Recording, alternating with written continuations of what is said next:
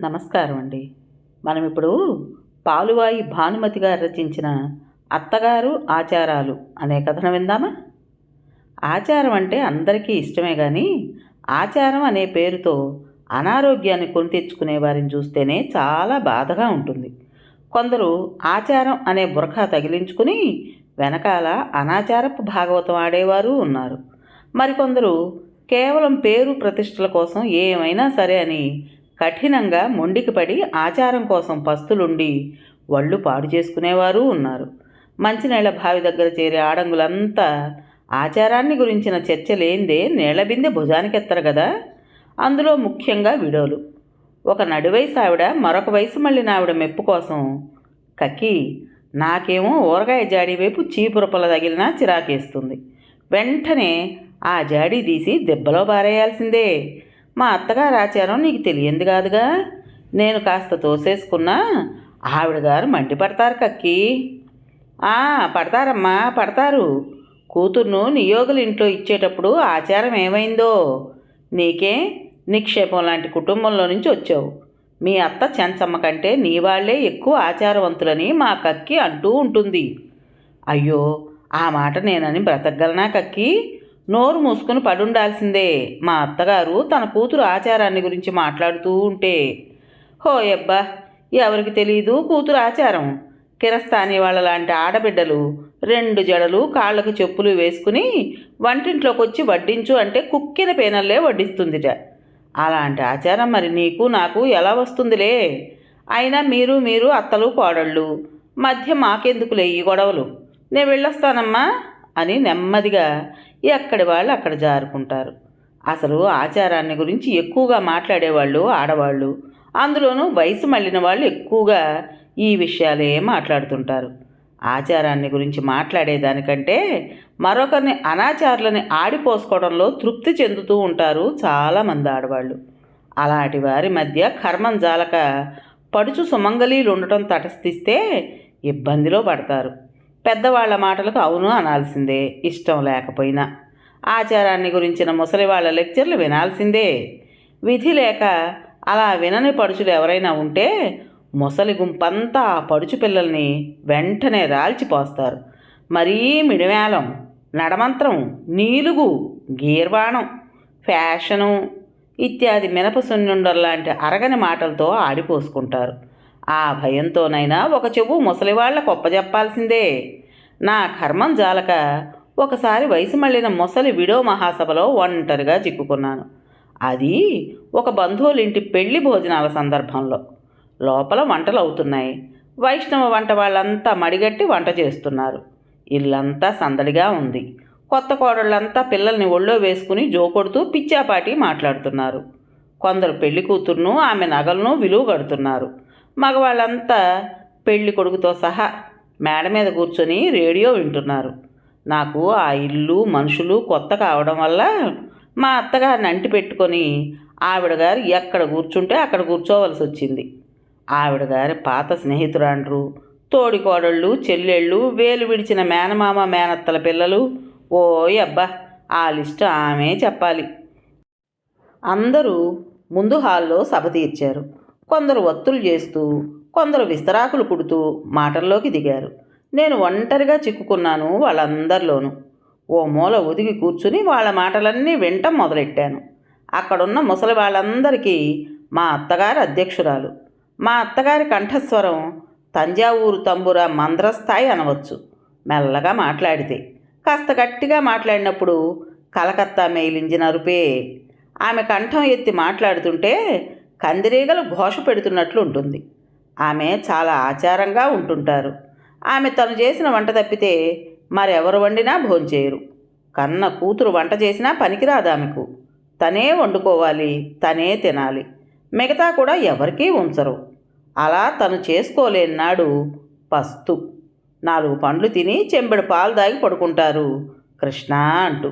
ఆమెకు అప్పుడప్పుడు ఫిట్స్ వస్తూ ఉంటాయి. తెలివి లేకుండా చాలాసేపు పడిపోతూ ఉంటుంది ఆమె. అలాంటి సమయంలో గొంతులో నీళ్లు పోస్తే గానీ తెలివి రాదు మరి. అటువంటి సందర్భంలో తను గొంతులో నీళ్లు పోసుకోగలదా? వంట మనిషి వైష్ణవుడే అయి ఉండాలి. అతడొచ్చి కాసిన నీళ్లు గొంతులో పోయాలి. కర్మం జాలక ఒకరోజు అతడు సినిమాకి వెళ్ళాడు. మా అత్తగారికి ఫిట్ వచ్చి పడిపోయారట. నేను ఇంట్లో లేను ఆ సమయంలో. ఇంట్లో పని మనిషి పని కుర్రవాడు తప్పితే ఎవరూ లేరు. ఎంతసేపటికి తెలివిరాక గొంతు ఎండిపోయి గుటకలు వేస్తుంటే వాళ్ళు మరీ కంగారు పడిపోయారట. చివరకు ధైర్యం చేసి ఆమె ప్రాణం నిలపటం కోసం కాసిన నీళ్లు తెచ్చి కొద్ది కొద్దిగా గొంతులో పోసిందట పని మనిషి. కళ్ళు మూసుకునే ఒక్కొక్క గుక్క నీళ్లు తాగారట నెమ్మదిగా మా అత్తగారు. అప్పటికి కాస్త తెలివి వచ్చి కళ్ళు తెరిచి చూస్తే అదృష్టవశాత్తు అప్పుడే సినిమా చూసి తిరిగి వచ్చిన ఆ వైష్ణవ వంట ఆయన ఎదురుగుండా పట్టెనామాలతో మా అత్తగారి కళ్ళబడ్డాడు. సాక్షాత్ ఆ వెంకటేశ్వరుడే నామాలతో తనెదుట ప్రత్యక్షమైనట్లు, అతడు తెచ్చిన తీర్థమే తాను సేవించినట్లు మా అత్తగారు తృప్తిపడి ఉంటారు. బ్రతుకు జీవుడా అనుకున్నాం.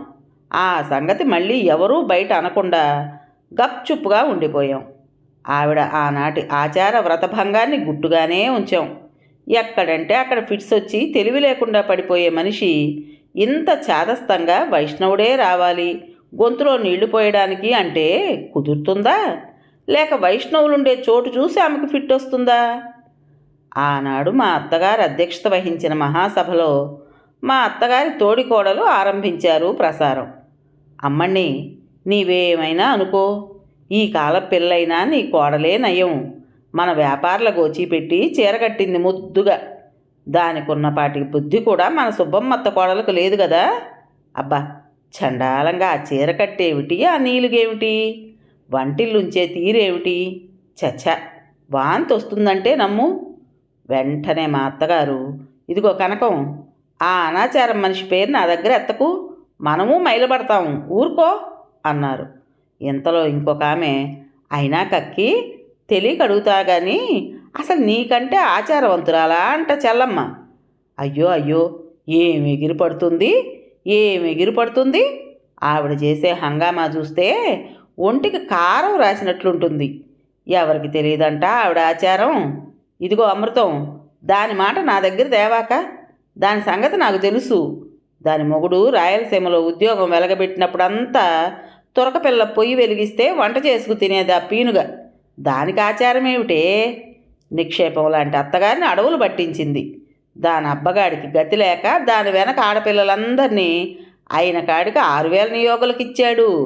ఇంకా ఆచారం ఎక్కడా, నా తలకాయ ఆచారం అని మా అత్తగారి దీర్ఘం విని, అయ్యో అమ్మణ్ణి, అంతటితో ఆగేవే? దాని తమ్ముడు మలయాళం దాన్ని పెళ్లి చేసుకుని చెప్పకుండా పాల్ఘాటు వెళ్ళిన సంగతి నీకు తెలుసుగా. తెలియకే తెలుసు. అంతేకాదు, ఈనాడు ఆ మలయాళ పీనుగ చేత వంట చేయించి భోంచేస్తుందట. నువ్వు చెప్పిన ఆచారవంతురాలు. నిజంగా? అయ్యో కర్మమా, అంత నీచానికి పాల్పడిందా ఆ మనిషి అన్నట్లు కక్కి, నీకు మేనత్త ఆడబిడ్డ ఏదో అవుతుంది కదూ. వెంటనే మా అత్తగారి ముఖం నల్లబడిపోయింది. నాకేం కాదు, దాని అబ్బగాడు ఏనాడు పోయాడో ఆనాడే వాళ్ళకి మాకు తెగదెంపులైపోయాయి. ఆ పీనుక్కు నాకు ఏ బాంధవ్యం లేదు అని ఖచ్చితంగా తేల్చేశారు మా అత్తగారు. ఎవరైనా ఒక్కరు ఆచారవంతులంటే మరొకరు ఒప్పుకునేట్లు లేరా సభలో?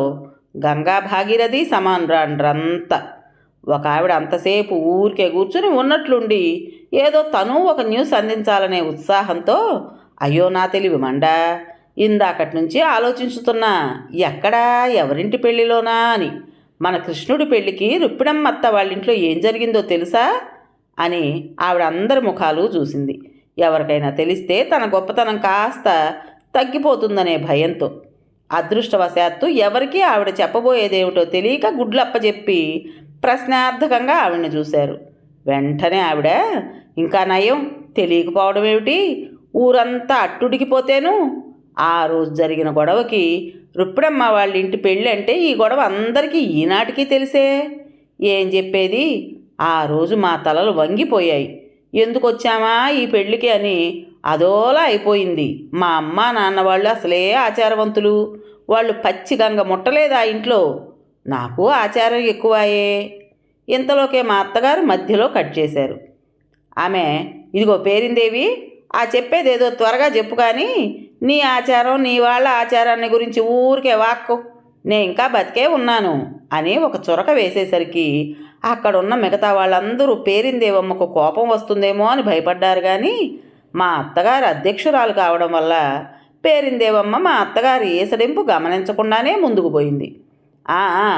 ఇంతకీ నేను చెప్పొచ్చేది ఏమిటంటే, ఆనాటి పెళ్లి సమయానికి వైష్ణవ్ వంట వాళ్ళు దొరక్క ఎవరినో తీసుకొచ్చి వాళ్ళ ముఖాన నామాలు పెట్టి నాటకం ఆడారట రుక్మిణమ్మ వాళ్ళు. తర్వాత బయటపడ్డది ఆ సంగతి. ఒక్కసారి పెళ్ళిళ్ళంతా గుప్చుప్ అన్నదనుకోండి. ఆనాటి నుండి ఈనాటి వరకు ఆ గడప తొక్కి పచ్చి మంచినీళ్ళు ముడితే మీరు ఏ ఒట్టు పెడితే ఆ ఒట్టు. అదేమిటి పిన్ని, రుక్మిణమ్మ నీ పెత్తల్లి కోడలేగా, పరాయిదా ఏమన్నానా? అట్లా ఇంటి గుట్టు బయటేస్తారా ఎక్కడన్నా? ఎంతైనా నీ వాళ్ళు అన్న తర్వాత నువ్వంత కఠినంగా మాట్లాడకూడదు. ఏమైనా సొంత మనుషుల్ని కాస్త నాకేం సొంతమే? ఏనాడు నా కొడుకు దాని కూతుర్ని ఇవ్వలేదో ఆనాడే తెగదెంపులైపోయింది.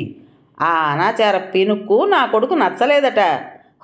అబ్బా, తన కూతురు కిరస్తాని కళ్ళకు నా కొడుకు బ్రహ్మతేజస్సు తీసిపోయిందట. ఎంతైనా నీ కొడుకు కంటే ఆ పిల్లే ఎక్కువ చదివిందిగా అంది ఒక ఆవిడ. చదివింది, కిరస్తాని చదువు. దాని చదువు నా బతుకు ఒకటే. నిక్షేపంలాగా నా కొడుకు లోయర్ గ్రేడ్ పాస్ అయ్యి స్కూల్ మాస్టరీ చేస్తుంటే ఏం తక్కువ వచ్చిందంట? నా కొడుకు ఆచారవంతుడు, ఆ అనాచార పీనుకు నచ్చడు మరి అని మెటికలు విరిచింది.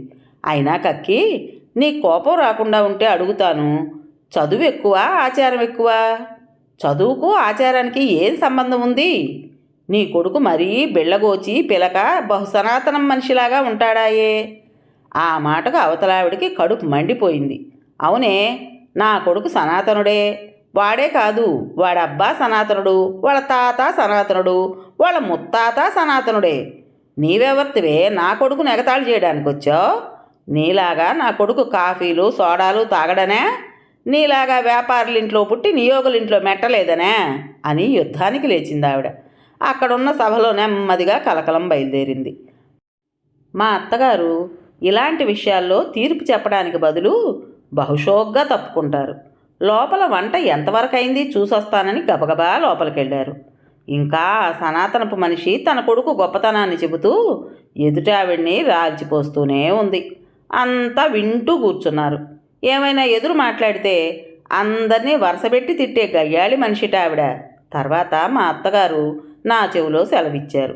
ఈలోగా ఉన్నట్లుండి ఎవరో ఒక ఆవిడ పరిగెత్తుకొచ్చి కొంప మునిగింది. ఎవడో సూత్రవాడు అన్నం అండా అని తెలియక అన్నం అండాను ముట్టుకున్నాడట. అది విన్న అక్కడి వారందరూ గుడ్లు తేలవేసి అయ్యో అయ్యో ఇప్పుడేం గతి అని గుండెలు బాదుకున్నారు.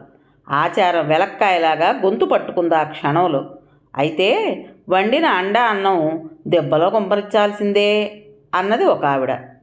ఇంతలో లోపల నుండి మా అత్తగారు గబగబా వచ్చారు.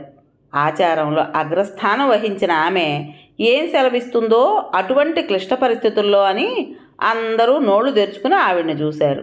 ఆమె ఈలోగానే పరిస్థితులన్నీ ఆలోచించింది. అప్పటికే 1 గంట దాటింది. అదా పెళ్ళిళ్ళు. అందరి కడుపుల్లోనూ ఎలకలు తవ్వుతున్నాయి. పిల్లా జల్లా బంధువర్గం అంతా భోజనాల కోసం తహతహలాడుతున్నారు. వాళ్ళందరూ పస్తుపడుండాలి ఆ పూట అండా అన్నం దొర్లిస్తే. వెంటనే మా అత్తగారు తన తంబుర మందర స్థాయిలో సెలవిచ్చారు.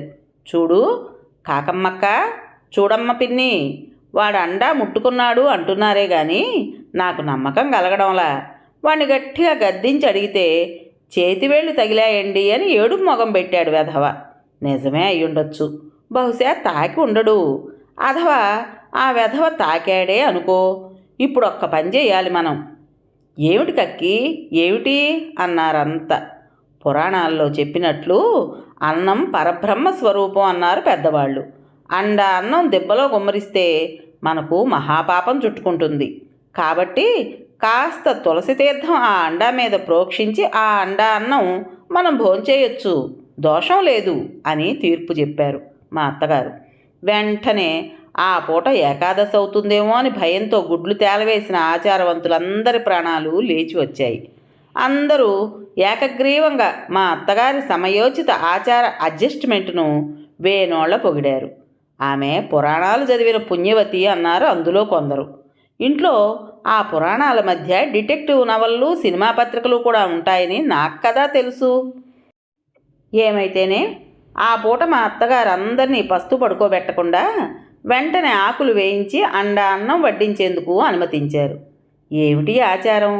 సమయానికి తగ్గట్టు మార్చుకుంటూ పోతారు. ఒకరేమనుకుంటారో అని మరొకరు ఆచారం ఆచారం అని గంతులు వేయడమే తప్ప నిజంగా ఆచారం అనేది మీ దగ్గర లేదని నేను మా అత్తగారితో వాదిస్తుంటాను. అయ్యో, నీకేం తెలుసునే నా ఆచారం? నేనెంతో మేలు ఈ కాలం మనిషినైపోయాననే చెప్పాలి. మా చూడమ్మత్త బతికున్న నాళ్ళు కొళాయి నీళ్లు తాగిందా? కాఫీ తాగిన వాళ్ళతో మాట్లాడిందా? సోడాలు లైమ్ జ్యూసులు తాగిందా? కటిక ఆచారవంతురాలు కదంటే మా చూడమ్మత్త. అట్లా మా వల్ల కూడా కాదు ఉండడానికి. అయిపోయింది. నా ఘటం ఉన్నంత వరకు ఇట్లా పాకులు ఆడతాను, తర్వాత మీ ఇష్టం అంటుంది. ఆచారం కోసం మా అత్తగారు కొళాయి నీళ్లు తాగకుండా బావి నీళ్లు తాగుతారు. మా పెరట్లో ఉన్న బావి నీళ్లు ఉప్పు నీళ్లు, దానికి తోడు బురదగా ఉంటాయి. మానవ మాత్రులు ఆ నీళ్లు తాగలేరు, కానీ ఆ నీళ్లు మా అత్తగారి ఆచారానికి అమృతప్రాయంగా ఉంటాయి. ఆ నీళ్లలో స్నానం చేసి ఆ నీళ్లే వంటకు తాగడానికి తెచ్చిపెట్టుకుంటుంది ఆవిడ. ఆ నీళ్లతో పప్పు 4 గంటలైనా ఉడకదు పాపం. ఆ ఉడకని పప్పుతోనే భోంచేస్తూ ఉంటుంది, కానీ పంపు నీళ్లు తాకదు మైలా అని. బావి లేకుండా ఒట్టి పంపు నీళ్లే ఉంటే ఏం చేస్తారు అంటే ఆ పంపు మీద కాస్త తులసి తీర్థం చల్లి కృష్ణ అంటూ తాగాల్సిందే. ఏం చేస్తాం అంటుంది. మరింక తులసి తీర్థంతో పవిత్రమయ్యే పంపు నీళ్లు ఇప్పుడు తాగొచ్చుగా అంటే అదెట్లా? నిక్షేపంలాగా బావి ఉండగా ఆ మైలు నీళ్ళు ఎందుకే అంటుంది. ఉప్పు నీళ్ళ బావి నిక్షేపం అట. సమయం వస్తే ఎంత అనాచారమైన తులసి తీర్థంతో పవిత్రం అవుతుంది. ఇది కేవలం చాదస్తమే. జరిగితే ఆచారం, జరగకపోతే తులసి తీర్థం, లేకపోతే మరొకటి, ఏదో ఆ సమయానికి సర్దుకునే ఆచారం. అదేమిటండి అంటే మా ఘటాలు ఇట్లా తెల్లవారిపోనివ్వండి, లేకపోతే పలానా చూడమ్మ కోడలా అనరటే అంటుంది. అది విషయం. ఫలానా ఆవిడ చాలా ఆచారంగా ఉంటుంది అనే పేరు కోసం ఇంత ప్రాకులాట. ఆచారం మా అత్తగారు లాంటి వాళ్ళ చేతుల్లో కీలుబొమ్మ. సమయం వస్తే ఎన్ని అవతారాలైనా ఎత్తుతుంది. మా అత్తగారు ఉల్లిపాయలు ముట్టరు, ఆ వాసన పనికిరాదు. అలాంటి మనిషి ఒకరోజు మనవడికి ఉల్లిపాయలు వేసి కూర వండి పెట్టింది. మా అందరికీ ఆశ్చర్యమై అదేమిటత్తా అంటే, పోన్లేవే, బిడ్డకి చేద్దామని ఆశగా ఉండి చేశాను, స్నానం చేసి నా వంట నేను చేసుకుంటే పోయే అన్నారావిడ. ప్రేమకు ఆచారం లేదు. తన మనసులో మనవడి కోసం ఒక ప్రియమైన కూర వండి పెట్టడానికి కాసేపు ఆచారాన్ని ఒకవైపు నెట్టిందావిడ. నిజానికి ఆవిడ ఆ రోజు ఉల్లిపాయ ముట్టిందని తెలిస్తే మిగతా ఆవిడ గారి తోడుకోడళ్ళు వగైరా అంతా ఆవిడని అల్లరి పెట్టేవారే. నిజానికి మా అత్తగారి ఆచారం చాలా నయం. ఆవిడ కంటే కఠినంగా ఆచారాన్ని ఆచరణలో పెట్టేవారే ఎక్కువ మంది ఉన్నారు. నడుస్తూ నీళ్లు చల్లుకుంటూ నడిచేవారు ఇప్పుడు కూడా ఉన్నారు. అతి ఆచారం అనవసరం అంటుంది మా అత్తగారు. వెనకటికి ఎవరో ఒక కటిక సనాతన పరుడు ఎండలో వెడుతూ దాహానికి తట్టుకోలేక ఒక బ్రాహ్మణ ఇంటి ముందు నిలిచి మంచితీర్థం అన్నట్ట. ఆ ఇంటి ఇల్లాలు చెంబుతో తెచ్చి ఇచ్చిందట. చెంబు ముట్టుకుంటే అనాచారం అని తాక్కుండా మరొక ఇంటికి వెళ్ళాట. ఆ ఇంటి వాళ్ళు గ్లాస్తో తెచ్చిచ్చారట. గ్లాస్ తాకితే మైల పడతానని అక్కడ నీళ్లు తాగకుండా వెళ్ళిపోయాట.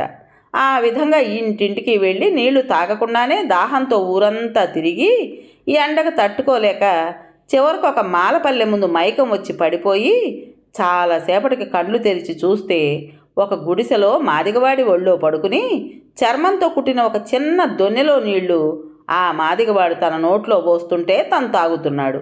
అది ఆచారానికి ఆఖరి మెట్టు. ఈ కథ మా అత్తగారే చెప్పారు. తమాషా అది. ఇలా చెబుతూ ఇంత తెలిసి చాదస్తంగా ఆచారం ఆచారం అని ఎందుకు అంత అవస్థలు పడతారు అంటే, అయ్యో నాదేం ఆచారమే, మా చూడమ్మ ఆచారంలో నా ముఖం, నేను సగం జరుపుకోగలనంటే అంటుంది. మరుక్షణంలో ఫిట్స్ వచ్చి పడిపోతే గొంతులో నీళ్లు ఎవరు పోసేది తెలియని మా అత్తగారి చాదస్తానికి నాకు నవ్వొస్తుంది. కథ పేరు అత్తగారు ఆచారాలు. రచించిన వారు పాలువాయి భానుమతి గారు. విన్నారు కదండి. మరి ఈ కథ మీకు నచ్చిందా? నచ్చినట్టయితే లైక్ చేసి మరో నలుగురికి షేర్ చేయండి. అలాగే ఈ కథ పైన మీ విలువైన అభిప్రాయాన్ని కామెంట్ బాక్స్లో తప్పకుండా తెలియజేస్తారు కదా. మరి ఇంత మంచి కథను మనకు అందించిన రైటర్ గారికి మనందరి తరపున మనస్ఫూర్తిగా ధన్యవాదాలు తెలుపుకుంటూ, ఇటువంటి మంచి మంచి కథల కోసం కొత్త వాళ్ళు మన ఛానల్ని తప్పకుండా సబ్స్క్రైబ్ చేసుకోండి. రేపు మరో మంచి కథతో మీ ముందుకు వస్తాను. అప్పటి వరకు ఉంటానండి.